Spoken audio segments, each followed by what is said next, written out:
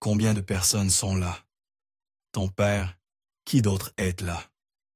Mon père, mon oncle, mon cousin. Il est sur le porche en ce moment. Aussi glaçant que cet appel téléphonique puisse paraître, croyez-moi, vous ne croirez pas le rebondissement inattendu qui suit. C'est un crime horrifiant qui a mis une petite communauté du sud de la Géorgie en état d'alerte. Qui est responsable de la mort de 8 personnes dans une maison du comté de Glen? Voici l'histoire dévastatrice de la famille Heinz O. Vers Heath, 15. Du matin, le 29 août 2009, la police a reçu un appel désespéré au 911 de la part d'un jeune homme de 22 ans, Guy Heinz O. Jr. Il affirmait que toute sa famille avait été assassinée. Lorsque les officiers sont arrivés dans le parc de Mobile Home, ce qu'ils ont découvert était au-delà de l'horreur. 7 personnes étaient déjà mortes, et 2 autres s'accrochaient à peine à la vie. Malheureusement, l'un des blessés, Michael Toller, âgé de 19 ans et atteint du syndrome de Down, est décédé le lendemain. La police a plus tard révélé que les victimes avaient été battues avec un objet lourd et contondant, et ils soupçonnaient que 3 personnes étaient derrière cette attaque brutale et choquante. L'affaire a bouleversé la communauté et a rapidement fait les gros titres dans le monde entier, gagnant le titre sinistre du pire massacre de l'histoire de la Géorgie. Mais la vraie question qui hante tout le monde est: qui pourrait être assez cruel pour commettre une telle horreur contre une famille de 9 personnes? Lorsqu'une tragédie comme celle-ci frappe, surtout au sein d'une famille, la personne qui reste debout devient souvent le centre des soupçons. C'est une réalité amère, qui marche sur une ligne fine entre la quête de justice et le besoin humain de donner un sens à l'impensable. Dans ce cas, les projecteurs se sont braqués sur Guy Heinz Jr., malgré son ton absolument brisé, paniqué, essoufflé et dévasté lors de cet appel au 911. Les forces de l'ordre ne pouvaient pas l'écarter immédiatement. En fait, pour beaucoup d'enquêteurs, quelque chose dans son histoire ne collait pas tout à fait. Mais avant de tirer des conclusions hâtives ou de l'innocenter complètement, ne fermez pas vos onglets ou ne verrouillez pas votre téléphone tout de suite. Cet appel n'était pas seulement une demande d'aide, il est devenu le pilier émotionnel de toute cette affaire. Mais pour vraiment comprendre ce qui s'est passé ce jour-là, il faut remonter un peu le temps. Grâce aux déclarations manuscrites de sa partenaire Jody, ainsi qu'à un patchwork de vidéos de surveillance et de témoignages, nous avons pu reconstituer un aperçu rare et intime des dernières heures de Guy avant que l'horreur ne se déploie dans ce mobile home. Gardez à l'esprit que Guy n'avait pas de téléphone portable fonctionnel à ce moment-là, donc retracer les horaires précis est difficile. Et quand on se remémore des moments d'une journée marquée par un traumatisme, les souvenirs s'embrouillent, le temps se déforme, les émotions brouillent chaque détail. Mais même avec cela, son histoire offre une chronologie glaçante qui aide à assembler le puzzle de ce qui s'est peut-être vraiment passé. La journée de Guy a commencé comme tant d'autres, tôt et routinière.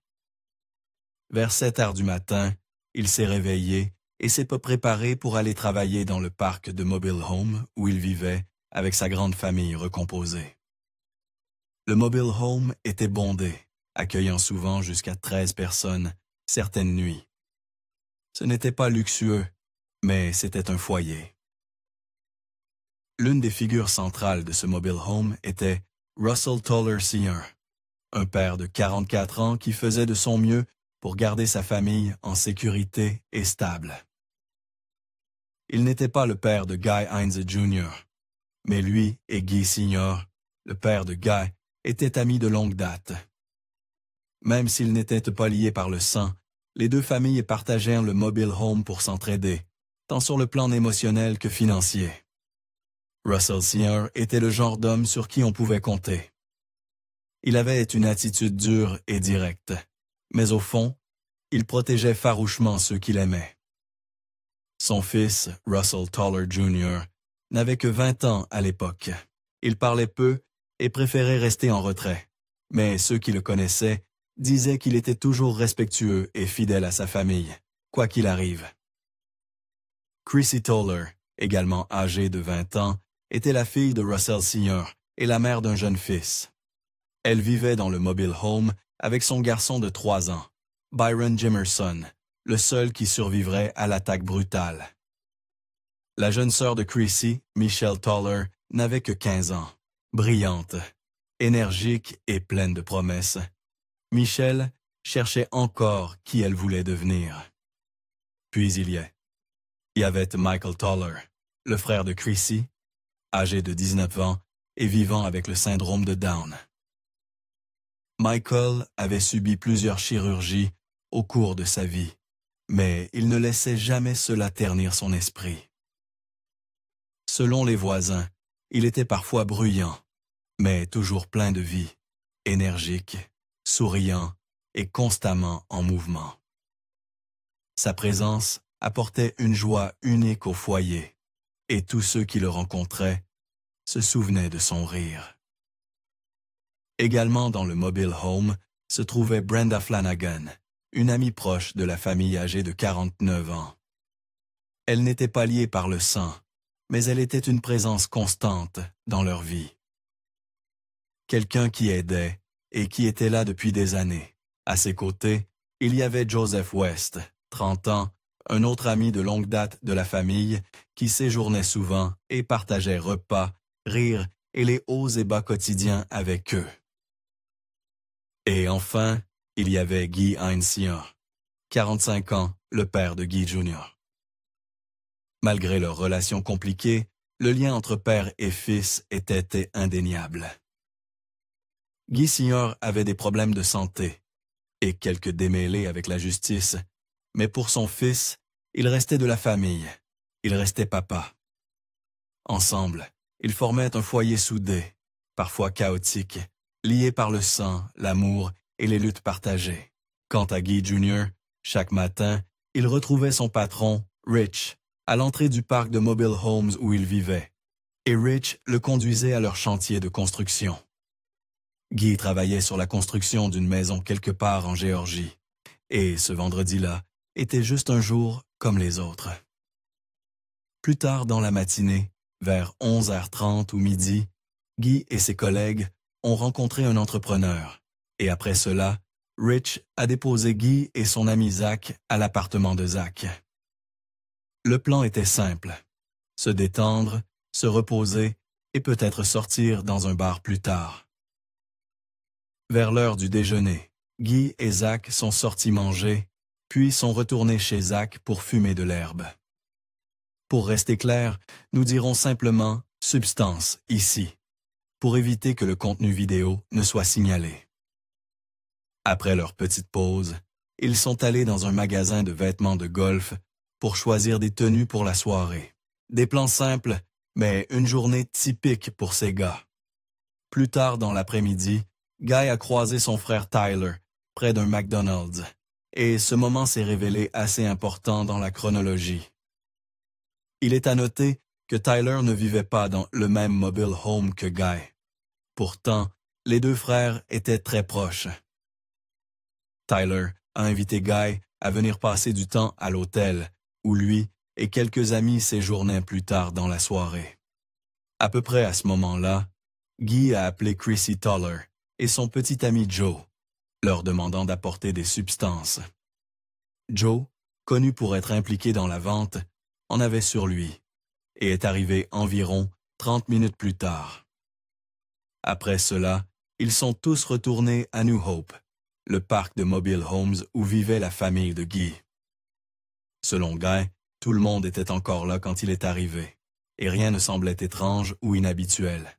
Il a pris une douche rapide, s'est rasé la tête et a passé un peu de temps dans le mobile home.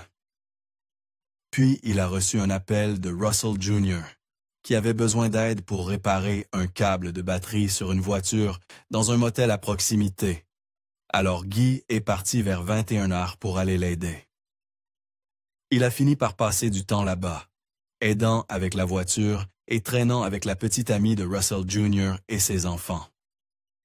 En rentrant, Guy s'est arrêté dans un magasin où une femme travaillant au comptoir à sandwich a confirmé l'avoir vu à ce moment-là, ce qui constitue une preuve cruciale. Quand ils sont revenus au mobile home, tout le monde était encore là. Plus tard, Guy a emprunté la voiture de Russell Jr. pour rendre visite à une fille nommée Summer, qui lui avait donné son numéro plus tôt. Mais une fois sur place, il a eu un coup de froid, se sentant trop déphasé pour la voir. Alors, à la place, il est allé chez un dealer de substances, puis s'est rendu à Barrington Park, un endroit tranquille qu'il connaissait bien, où il pouvait fumer en paix, loin de la police. Il a passé environ 2 heures là-bas, sous un arbre, à se détendre, bien qu'il ne soit pas sûr de l'heure exacte, car il faisait noir et il n'avait pas de montre. Après cela, il a essayé de rendre visite à Tyler, à l'hôtel à nouveau, mais personne n'a répondu à la porte. L'une des confirmations les plus importantes de l'histoire de Guy vient d'une vidéo de surveillance dans un magasin de proximité Parker près de la jetée, où la vidéo le montre vers 5h36 du matin. Cette preuve a soutenu la chronologie que Guy a donnée lors de son procès et a ajouté du poids à sa version des événements. Après cela, Guy a enfin retrouvé Tyler et ils ont passé du temps ensemble avant de déposer la petite amie de Tyler et un ami, de prendre à manger à un endroit appelé The Huddle House. Puis Guy a décidé qu'il était temps de rentrer à New Hope. C'était tôt le samedi matin maintenant, et vers 8h, Guy est arrivé au mobile home. Le moment où tout a changé. Ce qu'il a trouvé à l'intérieur était au-delà de l'horreur. La scène était macabre et déchirante, et dans un enregistrement depuis la prison, Guy a décrit le choc et l'horreur de ce qu'il a vu en entrant. Il a parlé de Michael, qui respirait encore à peine sur le lit, et de comment il a couru dehors en criant pour demander de l'aide. Une voisine nommée Peggy était là, et c'est elle qui a appelé le 911. 911, où est votre urgence? New Hope Plantation, Highway 17 North. D'accord, près de New Hope. Que se passe-t-il, madame? Je viens de rentrer chez moi et toute sa famille est morte. Il est un peu hystérique. Je ne comprends pas. Je ne suis pas encore allé là-bas. D'accord, donnez-moi l'adresse. Essayez de me donner cette adresse. 446. C'est à l'arrière. New Hope Plantation. Oui, madame. Il est venu en criant, jusqu'à mon chien. Mon chien mort. Il y a aussi un chien là-bas sur le porche qui pourrait mordre. Je vais devoir essayer de le contenir. C'est Guy. Je ne connais pas son nom de famille. Il dit que son père est mort. Rusty est mort. Il dit que tout le monde est mort. Je sais qu'il y a une maison pleine de gens qui vivent là. D'accord. Quel est son nom? Il panique. C'est Guy. Guy, quel est son nom de famille? Guy, quel est ton nom de famille? Quel est ton nom de famille? Ouais, ici.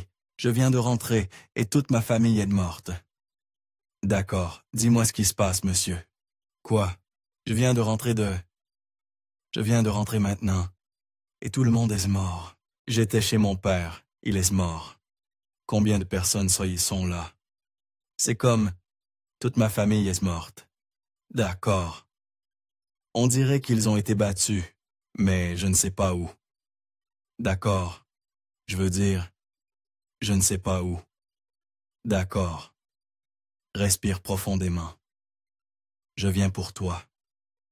Reste en ligne avec moi, d'accord? D'accord. Je vais prendre la carte. Je suis à New Hope Plantation. Ils viennent pour vous. Cette famille est morte. Prends-le. Combien de personnes sont là? Ton père? Qui d'autre est là? Mon père, mon oncle, mon cousin. Il est dehors maintenant, madame. Il est sur le porche en ce moment. Il est sur le porche. Allez-y.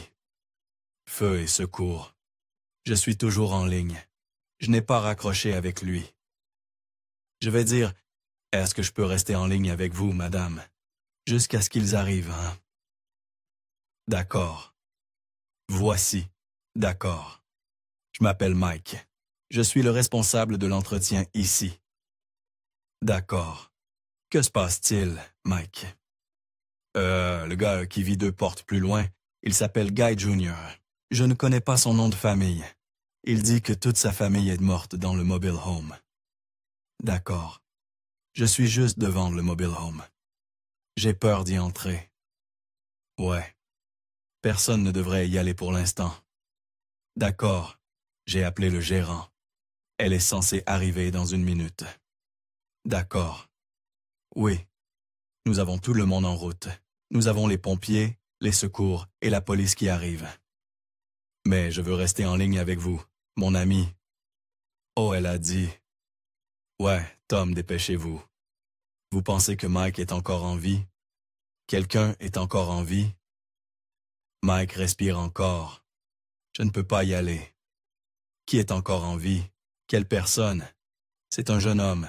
Il a le syndrome de Down.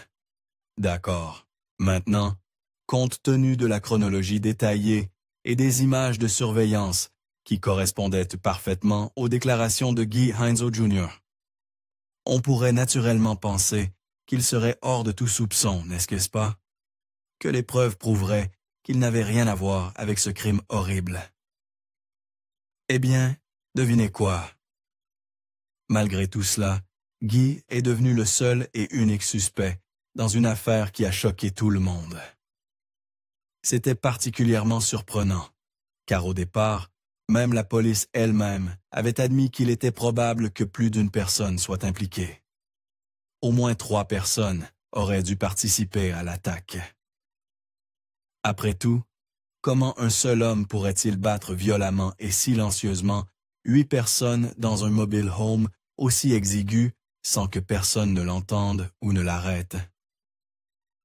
Pourtant, c'est exactement ce que les autorités ont fini par croire. Et tout a commencé à cause de cet appel au 911. Pour vraiment comprendre comment Guy a été condamné, voici ce qui s'est passé. Quand il s'est approché de la porte du mobile home ce jour-là, il a remarqué qu'elle n'était pas verrouillée, ce qui n'était pas inhabituel, car la famille la laissait souvent ainsi. Juste à l'entrée, il y avait son père, Guy Heinzo Sr., immobile et couvert de sang. Son corps était tordu, figé et horriblement défiguré. Guy s'est figé. Son estomac s'est noué. Son esprit ne pouvait pas comprendre ce que ses yeux voyaient.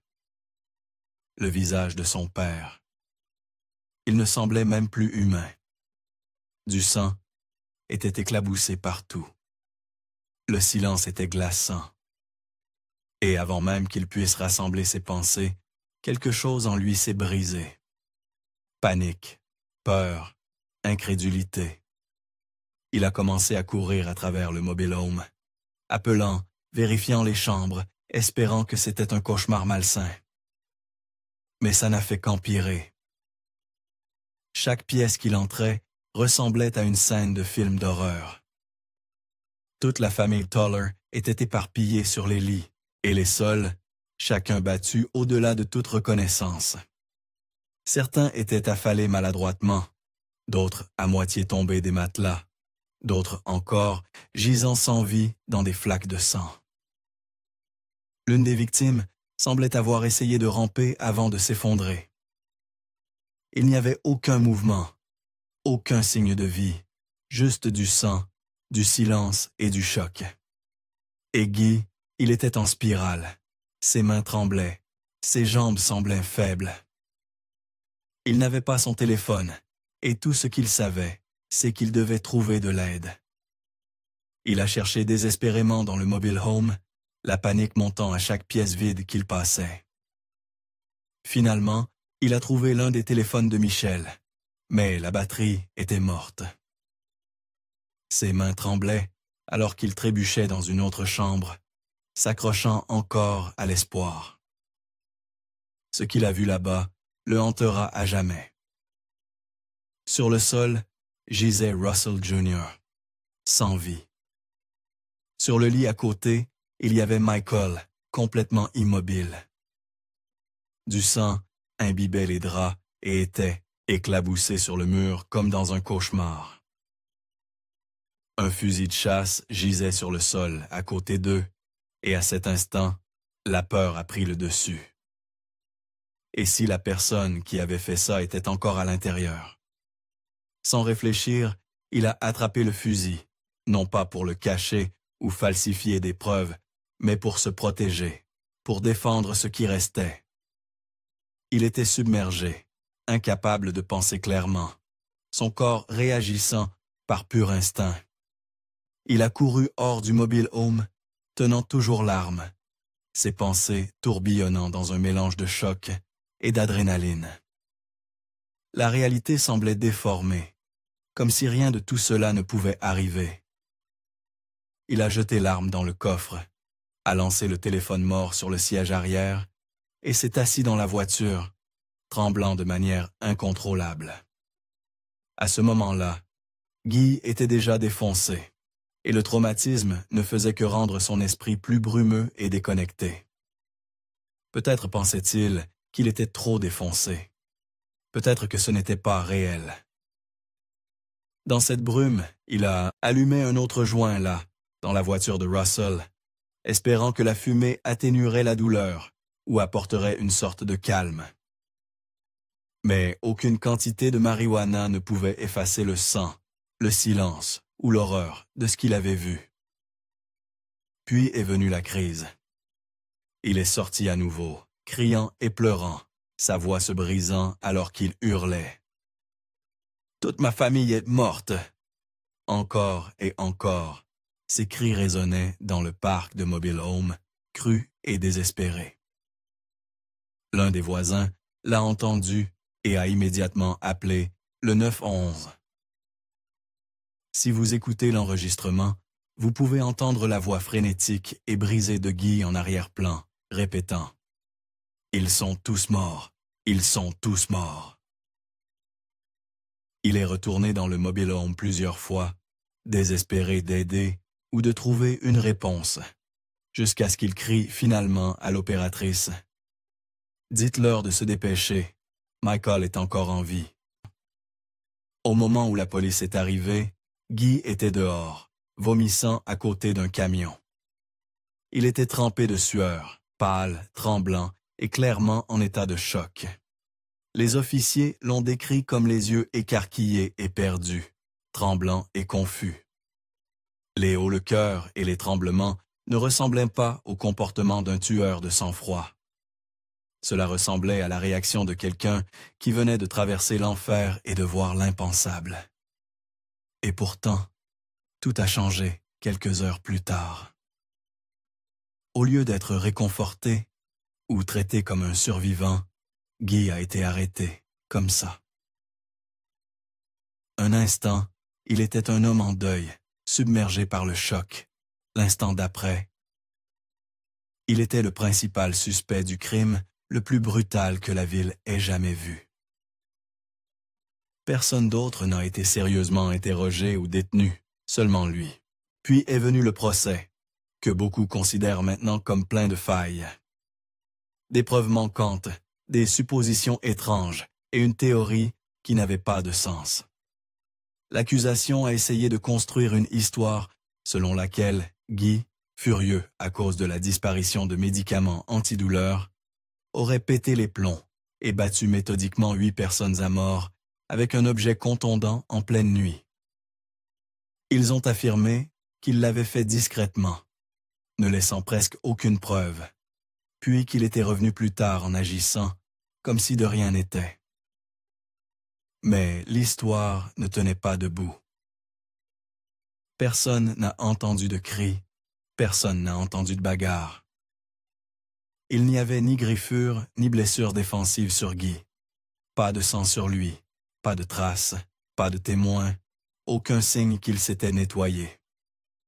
Et pourtant, malgré tout cela, Il a été condamné. La procureure Jackie Johnson et son équipe ont célébré cela comme une victoire solide. Ils pensaient avoir clos le chapitre en enfermant l'homme responsable de l'un des massacres familiaux les plus brutaux de Géorgie. Mais des fissures dans cette histoire ont commencé à se former. Jody Sturt, qui deviendrait plus tard l'épouse de Guy, ainsi que d'autres défenseurs de la justice, ont commencé à creuser dans l'affaire. Ce qu'ils ont trouvé n'était pas seulement douteux, c'était alarmant. Dès le départ, l'affaire était circonstancielle. Même le procureur principal, John Johnson, l'a admis au tribunal.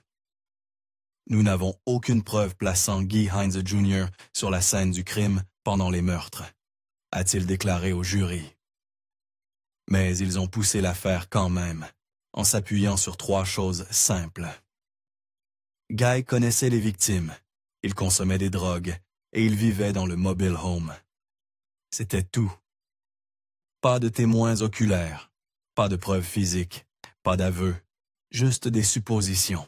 La police du comté de Glenn, dirigée par le chef Matthew Doring, s'est focalisée sur Guy presque immédiatement. Il avait découvert les corps, c'était lui qui avait appelé à l'aide. Mais au lieu de le considérer comme un témoin potentiel ou même une victime, ils l'ont traité comme le tueur. L'une des victimes, Michael Toller, était encore en vie lorsque Guy a découvert la scène. Guy a essayé de l'aider, mais Michael est mort plus tard à l'hôpital. Le tout petit a également survécu, bien qu'avec un grave traumatisme crânien. Les voisins qui sont arrivés, après avoir entendu Guy crier, ont dit qu'il semblait choqué, pieds nus et propre. Ils n'ont pas vu de sang sur lui. Il n'agissait pas de manière suspecte. Il leur a dit d'appeler le 911, et pourtant les officiers ont décidé qu'il mentait. Ils ont dit que le sang sur son short était incriminant, mais Guy a insisté sur le fait qu'il s'était retrouvé là lorsqu'il avait vérifié les corps. Cette explication avait du sens, mais il ne voulait pas l'entendre. La manière dont les preuves ont été gérées n'a fait qu'empirer les choses. Il y avait du sang dans une salle de bain qui aurait pu appartenir à un tueur blessé. La police l'a photographié, mais ne l'a jamais testé ni préservé. D'autres preuves critiques n'ont pas été testées non plus, ou ont été jetées.